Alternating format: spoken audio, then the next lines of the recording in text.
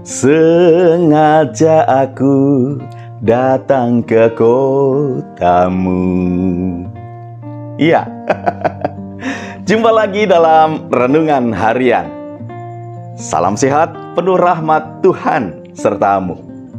Untuk renungan hari ini, saya memberikan judul Sepanjang Jalan Kenangan, yang didasarkan pada kitab Ezra pasal 9 ayat 9. Sebab meskipun kami menjadi budak, di dalam perbudakan itu kami tidak ditinggalkan Allah kami.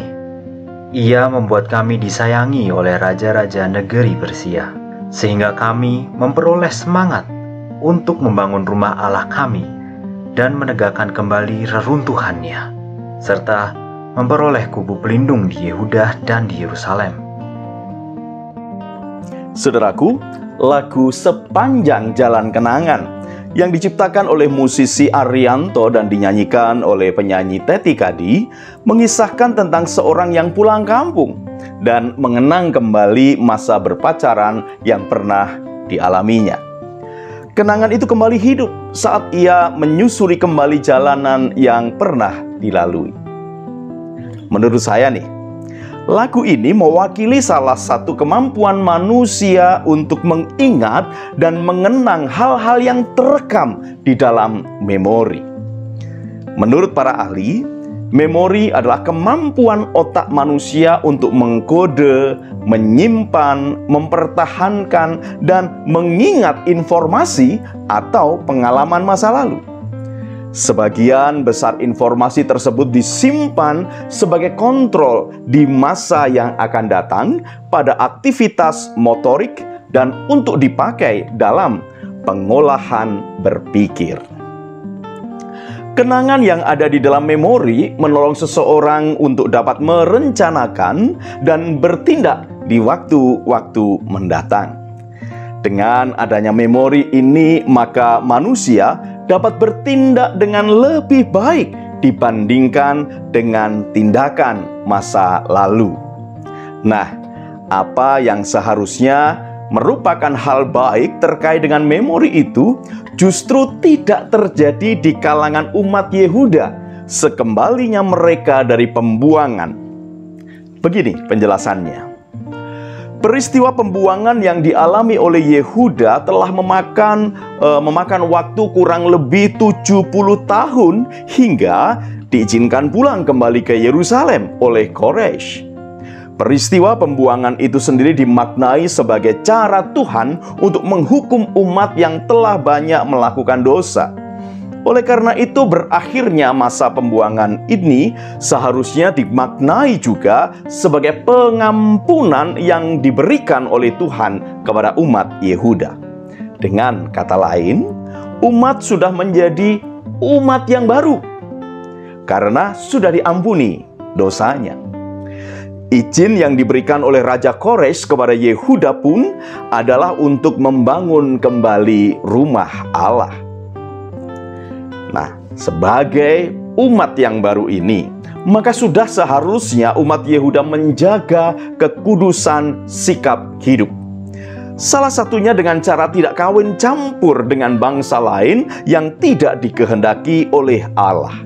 Namun, rupanya perintah ini dilanggar oleh umat Yehuda. Bahkan, para pemimpin umat justru melakukannya terlebih dahulu. Dalam Ezra pasal 9, kita dapat melihat kegundahan hati Ezra menyaksikan tingkah umat Yehuda. Hati Ezra sangatlah sedih. Dia mengoyakkan pakaiannya, mencabut rambutnya, dan mencabut janggutnya. Bahkan Ezra juga menyiksa dirinya sendiri. Tindakan Ezra ini dilakukan bukan tanpa alasan. Ezra sadar bahwa nenek moyang mereka dahulu juga berbuat dosa di hadapan Tuhan. Karena berdosa, maka mereka diserahkan kepada raja-raja negeri lain. Dan di pembuangan, umat mengalami penganiayaan, penjarahan, dan penghinaan di depan umum. Ezra menghendaki agar umat kembali mengingat peristiwa yang pernah dialami oleh nenek moyang mereka. Oleh karena itu Esra menyampaikan, sebab meskipun kami menjadi budak, di dalam perbudakan itu kami tidak ditinggalkan Allah kami. Ia membuat kami disayangi oleh raja-raja negeri Persia, sehingga kami memperoleh semangat untuk membangun rumah Allah kami dan menegakkan kembali reruntuhannya, serta memperoleh kubu pelindung di Yehuda dan di Yerusalem. Esra mengajak umat agar mengingat kembali kebaikan Tuhan, sehingga mereka meninggalkan perbuatan dosa yang telah dilakukan.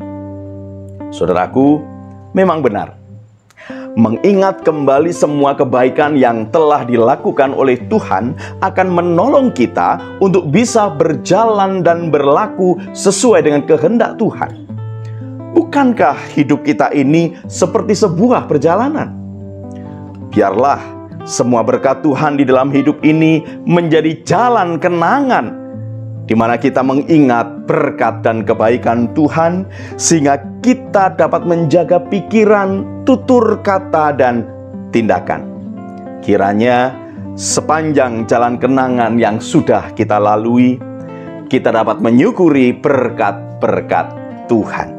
Selamat berjuang, Tuhan Yesus memberkati. Salam guru dan keluarga.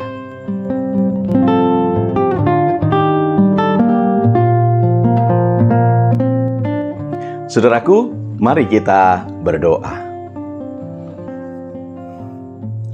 Ya Tuhan, setiap pengalaman yang terjadi di dalam hidup kami kiranya menjadi kenangan yang baik di dalam memori kami, sehingga kami mampu menjaga pikiran, tutur kata, dan sikap hidup kami dimanapun kami berada.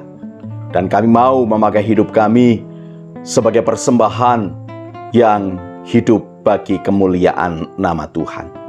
Terima kasih Tuhan Yesus. Amin.